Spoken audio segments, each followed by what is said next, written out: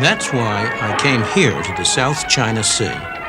It's a place where there's an almost laboratory experiment in what happens when government is limited to its proper function and leaves people free to pursue their own objectives. If you want to see how the free market really works, this is the place to come. Hong Kong, a place with hardly any natural resources. About the only one you can name is a great harbor. Yet the absence of natural resources hasn't prevented rapid economic development.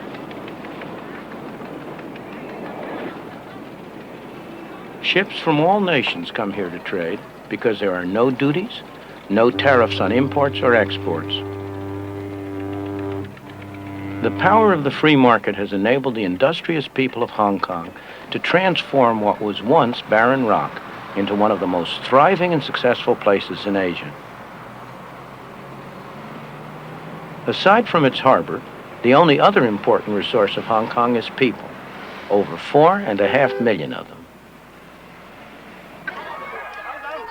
Like America a century ago, Hong Kong in the past few decades has been a haven for people who sought the freedom to make the most of their own abilities.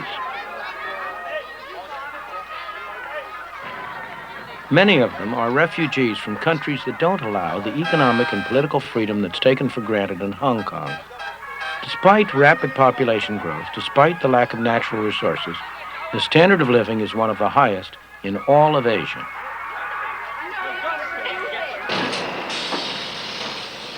People work hard, but Hong Kong's success is not based on the exploitation of workers.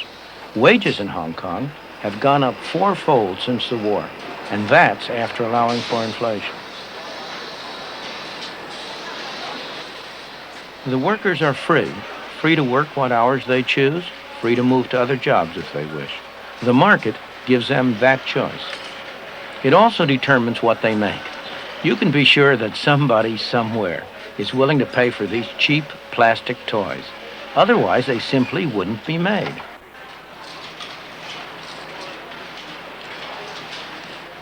Competition from places like South Korea and Taiwan has made cheap products less profitable.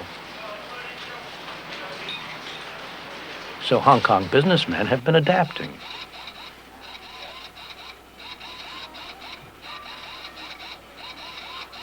They've been developing more sophisticated products and new technology that can match anything in the West or East. And their employees have been developing new skills.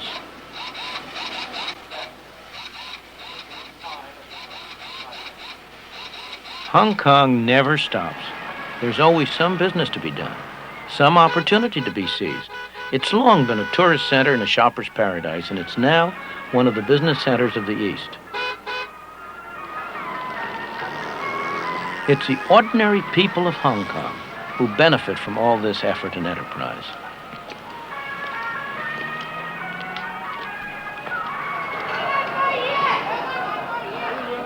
This thriving, bustling, dynamic city has been made possible by the free market. Indeed, the freest market in the world.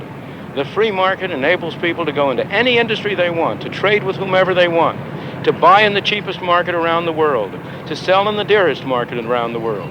But, most important of all, if they fail, they bear the cost. If they succeed, they get the benefit.